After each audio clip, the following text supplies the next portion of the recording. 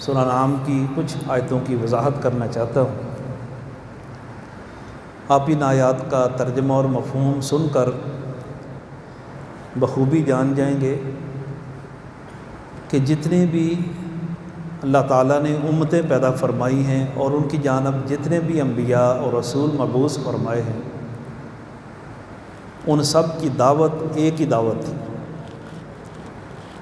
اور ان کا دین تقریباً ایک ہی دین ہے۔ مسائل کے اندر کچھ اعمال کے اندر فرق ہو سکتا ہے، دین کا بنیادی ڈھانچہ سب کا ایک ہی ہے۔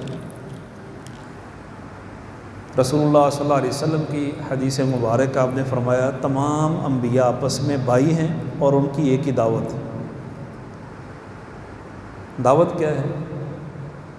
اللہ رب العزت کی عبادت کرو، اس کے ساتھ کسی کو شریک نہ ٹھہراؤ، اور عبادت کا طریقہ، زندگی گزارنے کا طریقہ اپنے اپنے نبی کی اطاعت اور فرما برداری اور اس کی سنت کے مطابق اپناؤ، بس یہی دین ہے۔ اللہ تعالیٰ فرماتے ہیں یہودیوں کے کچھ دعوے اور ان کے کچھ خود ساختہ اعمال، عقائد، اس کی تردید کرتے ہوئے فرمایا آؤ میں تمہیں بتاؤں قرآن کے اندر کہ تمہارا دین کیا ہے، تمہاری کتابوں کے اندر دین کی تمہاری حقیقت کیا ہے۔ فرمایا قل تعالوا اتل ما حرم علیکم، آؤ میں تمہیں پڑھ کر سناؤں جو اللہ تعالیٰ نے تمہارے اوپر چیزیں حرام کی ہیں۔ یہودیوں نے خام خواہ کچھ چیزیں اپنے اوپر حرام کر لی تھیں، اور بے جا سوالات کر کے کچھ چیزیں انہوں نے حرام کروا لی تھی۔ یہ ان کی بڑی بری عادت تھی، خام خواہ بال کی کھال اتارتے اور ایک مسئلہ پوچھا، پھر اس کے اندر ایک اور مسئلہ پوچھا، اپنے لیے مشکلات کھڑی کر لیتے۔ اللہ تعالیٰ نے امت محمدیہ کو ان کی اس روش اپنانے سے سختی سے روکا ہے۔ پیچھے سورہ مائدہ کے اندر ہم نے پڑھا ہے، اللہ تعالیٰ فرماتے ہیں یا ایھا الذین آمنوا لا تسألوا عن اشیاء ان تبد لکم تسؤکم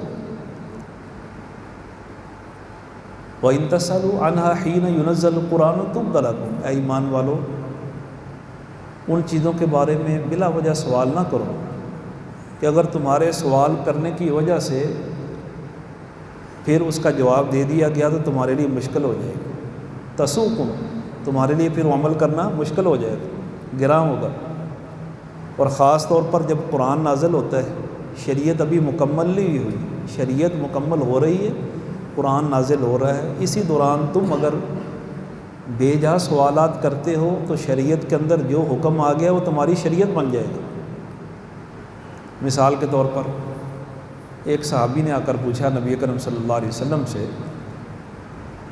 کیا حج زندگی کے اندر ایک مرتبہ فرض ہے؟ آپ صلی اللہ علیہ وسلم نے اس کا سوال سن کر خاموشی اختیار کی، کوئی جواب نہیں دیا۔ اس نے پھر سوال کیا، آپ صلی اللہ علیہ وسلم نے پھر خاموشی اختیار کی، پھر سوال کیا۔ آپ صلی اللہ علیہ وسلم کے چہرے مبارک کے اوپر ناگواری کے اور ناپسندیدگی کا اظہار واضح تھا۔ کچھ دیر آپ خاموش رہے۔ آپ صلی اللہ علیہ وسلم نے فرمایا اگر میں تیرے جواب میں کہہ دیتا ہاں ایک مرتبہ سے زیادہ حج فرض ہے تو اللہ تعالیٰ نے حج کو فرض کر دینا تھا۔ قرآن میں اللہ تعالیٰ نے فرمایا حج تمہارے اوپر فرض ہے اور وہ بھی مشروط ہے، من استطاع الیہ سبیلا، جو جسمانی طاقت رکھتا ہو، مالی طاقت رکھتا ہو۔ اور وہ پوچھ رہا تھا کہ حج صرف ایک مرتبہ فرض ہے یا زیادہ مرتبہ کرنا ہے؟ تو اللہ کے رسول صلی اللہ علیہ وسلم کی خاموشی نے شریعت کے اندر نرمی رکھی۔ اگر آپ فرما دیتے کہ حج اتنی مرتبہ فرض ہے تو اللہ تعالیٰ نے اتنی مرتبہ فرض کر دینا تھا۔ تو کہنے کا مقصد یہ، یہودیوں نے اپنے دین کے اندر بے جا خود مداخلت کر کے انبیاء سے فضول سوالات کر کے اپنے لیے مشکلات کھڑی کی، کئی چیزیں حرام کر لی۔ اب چربی بھی ان کے لیے حرام تھی، چربی حرام تھی۔ وَمِنَ الْبَقَرِ وَالْغَنَمِ حَرَّمْنَا عَلَيْهِمْ شُحُومَهُمَا، اللہ فرماتے ہیں بکریوں کی، گائے کی چربی حرام کر دی، الا ما حملت ظہورہما اب الحوایا او مختلط بیاض، وہ صرف وہ چربی کھا سکتے تھے جو گوشت کے ساتھ چمٹی ہو یا ہڈی کے ساتھ لگی ہو، جو پشت پہ ہوتی ہے۔ باقی جو چربی ہوتی ہے اوجری کے ساتھ یا فضول دیگر چربی گوشت کے ساتھ لگی ہوئی نہیں، وہ ان کے لیے حرام تھی۔ اب انہوں نے سوالات کر کے اپنے لیے یہ چیز حرام کروا لی۔ جب حرام ہوگی پھر وہ ادھر ادھر ہیلے بہانے تلاش کرنے لگے اس چربی سے فائدہ کیسے اٹھائیں۔ انہوں نے کیا کیا کہ چربی کھاتے تو نہیں، کہتے یہ حرام ہے۔ وہ چربی اکٹھی کرتے، اس کو دیگر چیزوں میں، کشتی بنانے کے اندر بھی استعمال ہوتی ہے، اس کا تیل، اس کی دیگر آئل چیزیں بنتی ہیں، مختلف چیزوں میں چربی استعمال ہوتی ہے، جیسے ہمارے ہاں بھی کپڑے دھونے والے صابن میں اور دیگر کئی چیزوں میں چربی استعمال ہوتی ہے۔ تو انہوں نے کیا کیا، اس طرح چربی کو پگھلا کر اس کا آئل بنایا، اس کو کشتیوں میں دیگر چیزوں میں استعمال، اس کی قیمت کھانا شروع کر دی۔ اب وہ سمجھتے شاید صرف یہ چربی بنفسی ہی کھانی حرام ہے، اللہ نے ویسے حرام کر دی تھی، اب اس کی قیمت بھی حرام تھی، لیکن انہوں نے چور دروازہ نکالا، ہیلا بہانا۔ جیسے شراب پینی حرام ہے، اب شراب پینا حرام ہے تو اس کی خرید و فروخت بھی حرام ہے۔ تو انہوں نے کئی ایسی بیجا اپنے اوپر پابندیاں لگائی ہوئی تھی، تو اللہ نے فرمایا یہ ساری پابندیاں تمہاری خود ساختہ ہیں، اور میں تمہیں بتاؤں تمہارے اوپر اللہ نے کون سی چیزیں حرام کی تھی اور کن چیزوں کا حکم دیا۔ قل تعالوا اتل ما حرم ربکم علیکم، جو اللہ نے تمہارے اوپر چیزیں حرام کی، سب سے پہلی چیز اس کا تعلق عقیدے کے ساتھ، سوچ کے ساتھ، اللہ تشرکوا بہ شیئا، اللہ تعالیٰ کے ساتھ تم نے شرک نہیں کرنا۔ لیکن یہ بدبخت قوم، انہوں نے اللہ تعالیٰ کے نبیوں کی موجودگی میں شرک کرنا شروع کر دیا۔ موسیٰ علیہ السلام 40 دن کے لیے طور پہاڑ پہ گئے اللہ تعالیٰ کے ساتھ ہم کلام ہونے اور احکامات لینے، پیچھے اس قوم نے کیا کیا، ایک بچھڑا بنا لیا سامری نے اور اس کی پوجا شروع کر دی۔ 2 نبیوں کی موجودگی میں جلیل القدر نبی ہے سیدنا موسیٰ اور سیدنا ہارون علیہ السلام، شرک کرنا شروع کر دیا۔ فرمایا اللہ تشرکوا بہ شیئا، سب سے پہلی چیز تمہارے پر حرام تھی کہ تم نے توحید کو اپنانا ہے، شرک اس کو نہیں اپنانا۔ اور دوسری چیز وبالوالدین احسانا، حقوق العباد میں سب سے مقدم اللہ رب العزت نے والدین کا مقام رکھا ہے، والدین کے ساتھ احسان، حسن سلوک، والدین کی خدمت، اطاعت، احترام، فرما برداری، یہ دوسری چیز ہے۔ ان کی نافرمانی یہ حرام اللہ نے تمہارے اوپر کر دی۔ اس کے بعد اگلی چیز وَلَا تَقْتُلُوا أَوْلَادَكُمْ خَشْيَةَ إِمْلَاقٍ، اپنی اولادوں کو رزق کی کمی کے ڈر سے قتل نہ کرو۔ ان کے اندر یہ بھی بری خصلت تھی، اور یہ چیز جس قوم کے اندر بھی آ جائے تو وہ قوم تباہی اور بربادی سے دوچار ہو جاتی ہے۔ اولاد کو اس لیے نہ پیدا ہونے دینا کہ ان کو ہم کھلائیں گے کہاں سے، یہ کفری عقیدہ ہے، اللہ رب العزت کے رازق ہونے پہ یقین نہیں ہے۔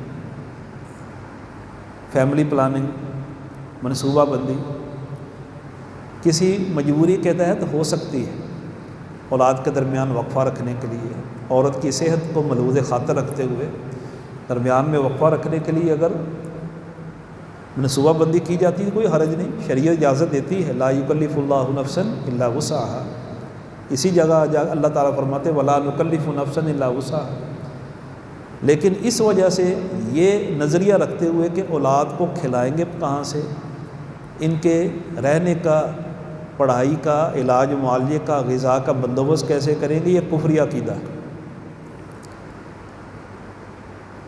اور آج تک یہودی اور عیسائی ان چیزوں پر عمل پیرا ہے، ان کے یہاں تو ویسے ہی اب اولاد کے حصول کی ان کے اندر چاہت کم ہے، بہت تھوڑے لوگ ہیں، خاندانی نظام ہے، وہ اولاد چاہتے ہی نہیں، ان کا ماحول ہی ایسا بن گیا ہے۔ یہی وجہ کہ ان کی آبادی بہت کم ہے۔ حکومتیں ترغیب دیتی ہیں، لالچ دیتی ہیں، جتنے یورپین ممالک ہیں اتنی ترغیب دیتی ہیں کہ بچے پیدا کرو، ان کا کھانا پینا، رہائش، علاج معالجہ، پڑھائی، ان کا وظیفہ، گورنمنٹ جو زیادہ بچے پیدا کرے گا اس کے لیے خصوصی مراد کا اعلان کرتے ہیں، لیکن وہ بچے چاہتے ہی نہیں۔ اللہ رب العزت نے ایسا سسٹم بنایا ہے مسلمانوں میں، ماشاءاللہ آپ دیکھ لیں کس قدر زیادہ کثیر تعداد میں آبادی ہے۔ یہ پاکستان دیکھ لیں، جب بنا ہے کتنے کروڑ تھے؟ 4-5 کروڑ ہوں گے، اب ماشاءاللہ 70 سالوں میں 22 کروڑ سے متجاوز ہے۔ یہ امت محمدیہ، اس کا پھیلاؤ، اس کی توسیع، یہ نبی صلی اللہ علیہ وسلم کے لیے بھی قیامت والے دن باعث فخر بات ہوگی۔ فرمایا میری امت سب سے بڑی ہوگی۔ تو اللہ نے فرمایا اپنی اولاد کو رزق کی کمی کے ڈر سے قتل نہ کرو، نحن نرزقکم وایاہم، تمہیں اور ان کو رزق ہم نے دینا، تم نے نہیں دینا۔ اس کے بعد فرمایا ولا تقربوا الفواحش ما ظہر منها وما بطن، تمہارے اوپر اللہ نے ہر قسم کی ظاہری باطنی فحاشی اور یعنی بے حیائی یہ حرام کر دی، اس کے قریب بھی نہیں جانا۔ تقربوا، اس کے قریب بھی نہیں جانا۔ قوموں کے اخلاق اس وقت بگڑتے ہیں جب وہ فحاشی اور یعنی بے حیائی کی مرتکب ہو جاتی ہے۔ نوجوان نسل جو قوم کا مستقبل ہوتے ہیں، اگر ان کے اندر یہ چیز پھیل جائے تو نہ صرف قوموں کی تباہی ہوتی ہے، اس قوم کا مستقبل ہی تاریک ہو جاتا ہے۔ آج دشمن، مسلمانوں کے دشمن، ان کی پوری کوشش ہے کہ مسلمانوں کو اخلاقی لحاظ سے ہم تباہ و برباد کر دیں، ان کے اندر فحاشی اور یعنی کو اتنا عام کر دیں کہ دین کی محبت، ایمان کی محبت دلوں میں وہ بالکل ٹھنڈی پڑ جائے، ختم ہو جائے۔ تو اللہ تعالیٰ نے یہ چیز بھی ان کے اوپر حرام کی۔ اس کے بعد فرمایا ولا تقتلوا النفس التي حرم اللہ الا بالحق، بلا وجہ کسی کو قتل کرنا اللہ نے یہ بھی تمہارے اوپر حرام کر دیا، الا بالحق۔ ہاں اگر کوئی کسی کو قتل کر دیتا ہے تو آپ عدالت کے ذریعے، قانون کے ذریعے اسے بدلہ لیں۔ ذالکم وصاکم بہ لعلکم تعقلون، اللہ تعالیٰ تمہیں یہ وصیت کرتے تاکہ تم عقل کرو، سمجھ بوجھ والی انسانی شعور والی زندگی گزارو۔ آگے فرمایا ولا تقربوا مال الیتیم، یتیموں کے مال کے قریب بھی نہ جاؤ۔ قریب جانے کا معنی کیا ہے؟ کہ بری نیت سے نہ دیکھو، ان کی حق تلفی نہ کرو، ان کے مال کو برباد نہ کرو۔ جب تک وہ جوان نہ ہو جائیں اس کی حفاظت کرو، وہ بالغ ہو جائیں، جوان ہو جائیں، ان کے مال ان کے سپرد کر دو۔ آگے فرمایا وَأَوْفُوا الْكَيْلَ وَالْمِيزَانَ بِالْقِسْطِ، اپنے ناپ تول کو، ترازو کو، پیمائش کو بالکل انصاف کے ساتھ پورا پورا کرو۔ اب یہ چیزیں آپ گنتے جائیں، سوچتے جائیں، یہ چیزیں اللہ تعالیٰ نے ان کی کتابوں کے اندر، تورات انجیل کے اندر ان کے اوپر حرام کی تھی۔ آج دیکھ لیں ان بہترین اصولوں کے اوپر عمل کون کر رہا ہے اور اس کا مرتکب کون ہو رہا ہے۔ مزید فرمایا وَلَا نُكَلِّفُ نَفْسًا إِلَّا وُسْعَهَا، یہ جتنے ہم احکامات آپ کو سنا رہے ہیں، ہم نے انسان کی بالکل طبیعت، اس کی ہمت اور طاقت کے مطابق اتارے ہیں، کسی کو اس کی وسعت سے زیادہ ہم نے تکلیف نہیں دی۔ مزید فرمایا وَإِذَا قُلْتُمْ فَاعْدِلُوا وَلَوْ كَانَ ذَوَا قُرْبَىٰ، جب تمہیں گواہی کی ضرورت پڑ جائے، عدل و انصاف کرنے کی ضرورت پڑ جائے، تم گواہ ہو یا عدالت میں قاضی کے منصب پر بیٹھے ہوئے جج ہو، فَاعْدِلُوا، انصاف، عدل، یہ اہم ترین حکم ہے۔ کسی بھی معاشرے کی ترقی کا راز اس بات میں ہے کہ اس معاشرے کے اندر عدل و انصاف قائم ہے، اور جس معاشرے میں عدل و انصاف نہیں ہوگا، یقین مانے وہ قوم تنزلی کا، سطحیت کا، زوال کا اور بد امنی کا شکار ہوگا۔ اور ہماری اس وقت سب سے بڑی بدقسمتی یہ ہے پاکستان اور اس کے عوام کی، یا انصاف نہیں، الا ماشاء اللہ انصاف ملتا نہیں، بک جاتا ہے، خرید لیا جاتا ہے، دبا دیا جاتا ہے، ظلم طاقت کے ذریعے، سفارش کے ذریعے، پیسے کے ذریعے، جیسے بس چلے، انصاف نہیں ہونے دیا جاتا۔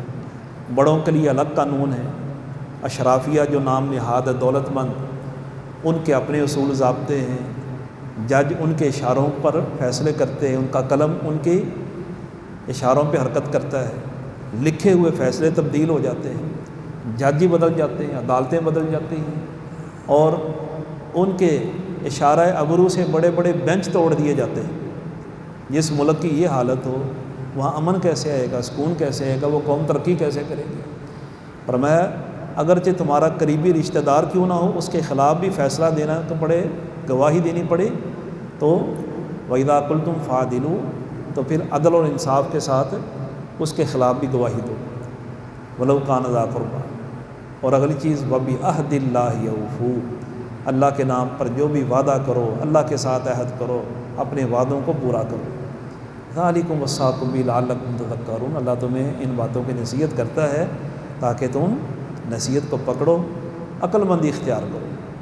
اب یہ ساری چیزیں میں نے آپ کے سامنے جو رکھی ہیں، ناپ تول پورا کرنا، انصاف کرنا، یتیموں کے مال کی حفاظت کرنا، اور بے حیائی سے بچنا، عریانی سے بچنا، قتل ناحق سے بچنا، والدین کی فرما برداری کرنا، شرک کے قریب نہ جانا، اپنے سینے پہ ہاتھ رکھ کے ایمانداری سے بتائیں۔ ہمارا معاشرہ ان چیزوں سے بچا ہوا ہے، ہم سر تاپا ان چیزوں کے اندر اٹے ہوئے ہیں۔ گالیاں ہم دیتے ہیں اپنے افسروں کو، حکمرانوں کو اور دیگر اداروں کو، جبکہ عام آدمی سے لے کر ایک ریڑھی چلانے والا ہے، ایک خاکروب ہے، ایک چپڑاسی ہے، اس سے لے کر ایک بڑے افسر تک، چیف سیکرٹری تک، سارے کے سارے کرپشن کی دلدل کے اندر ڈوبے ہوئے ہیں، ناانصافی ہے۔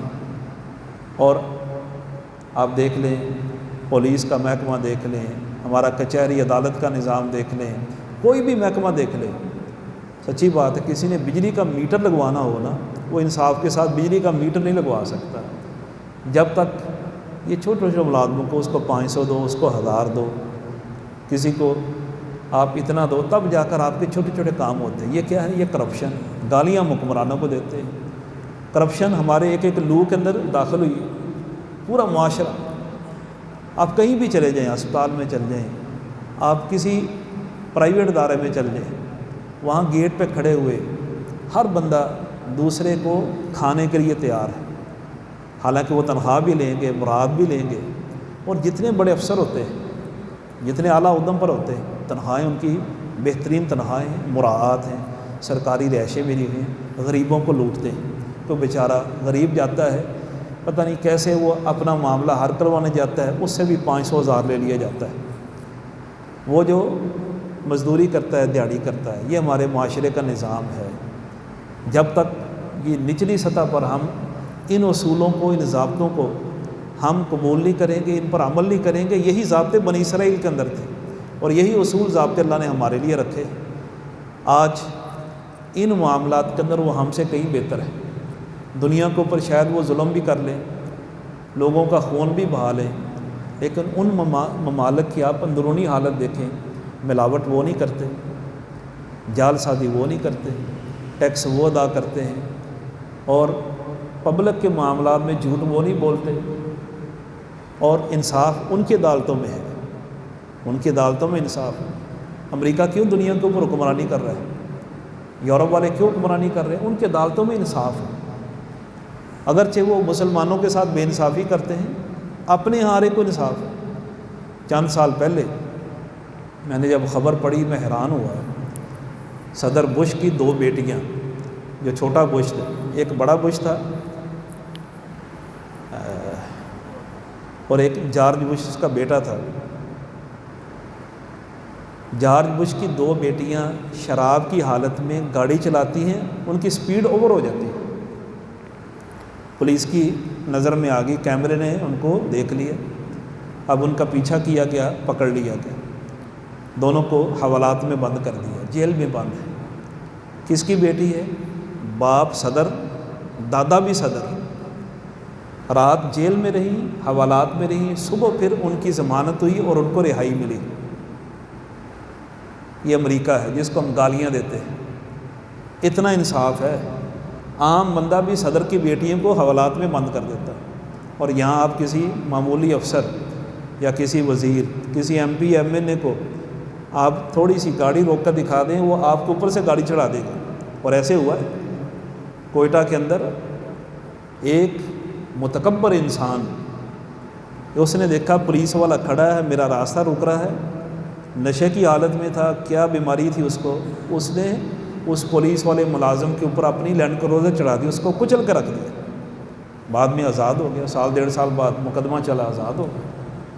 یہ ہمارا عدالتی نظام ہے، یہ انصاف ہے۔ اور جن کو ہم گالیاں دیتے ہیں وہاں انصاف ہے، وہاں جرت کوئی نہیں کرتا کرپشن کرنے کی۔ پکڑا جائے ساری زندگی کے لیے وہ اس معاشرے کے اندر سر اٹھا کر نہیں چل سکتا۔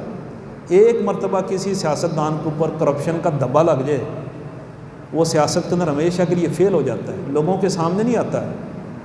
جاپان ہے، وہاں اگر کسی کے اوپر دھبا لگ جائے کرپشن کا، اس کے پاس صرف ایک ہی راستہ ہے، خودکشی کر لے، وہ کسی کا سامنا نہیں کر سکتا۔ اور یہاں ادارے کے ادارے ہڑپ کر کے لوگوں کے مال لوٹ مار انتہائی، جتنا بڑا لٹیرا ہے اتنا بڑا سینہ اکڑ کر چلتا ہے، اتنے بڑے عدالتوں کے اندر وکٹری کے نشان بناتے ہیں۔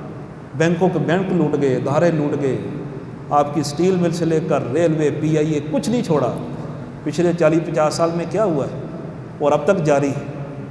اور جو جتنا بڑا کرپٹ ہے اتنا بڑا سینہ تان کے چلتا ہے، اور پھر اگلی مرتبہ پہلے سے زیادہ ووٹ لے کے منتخب ہوتا ہے۔ یہ ہماری عوام کی جہالت ہے، معاشرہ ہی ہمارا سارے کا سارا انتہائی سطحیت اور زوال کی طرف ہے۔ اس معاشرے کے اندر قطعاً امید نہ رکھے کہ یہاں کے عمر بن عبدالعزیز ایسا حکمران آ جائے گا، یہاں جو بھی آئے گا پہلے سے بدتر آئے گا، جب تک عوام اپنی اصلاح نہیں کریں گے۔ اللہ تعالیٰ کا یہ اصول ہے، ان اللہ لا یغیر ما بقوم حتی یغیروا ما بانفسہم، جب تک یہ عوام اپنے آپ کو نہیں بدلے گی، ان کے حکمران انہی جیسے آئیں گے۔ جس طرح کے دودھ ہے اس کے اوپر ملائی اس کی ویسے ہی آئے گی۔ تو یہ ساری باتیں میں نے جو عرض کی ہیں، ہر شریعت کے اندر یہ برابر تھی۔ آج وہ ہمارے اصولوں کو اپنا رہے ہیں، وہ ترقی کر گئے ہیں، اور ہم ان کی بدترین خسرتوں کو اپنائے ہوئے ہیں۔ ناپ تول میں ہم کمی کرتے ہیں، جھوٹ ہم بولتے ہیں، اور کرپشن ہم کرتے ہیں۔ اسی طرح ایک عام گوالے سے لے کر ایک مل آنر تک ہر کوئی کپڑا، ایک جو گاز ہوتا ہے یا میٹر ہوتا ہے، اس میں تھوڑا سا تانا بانا کم کر دیں گے، اس کا رنگ جعلی بنا دیں گے، اور ماشاءاللہ اس کے مالک جو ہوں گے حاجی صاحب، ہر سال حج بھی کریں گے، عمرے کریں گے، خیرات بھی کریں گے، ہسپتال بھی بنائیں گے، اور ساتھ جعل سازیاں بھی کریں گے۔ اللہ تعالیٰ ہم سب کو ہدایت دے اور من حیث القوم اپنی اصلاح کرنے کی توفیق عطا فرمائے۔ آخر دعوانا الحمدللہ۔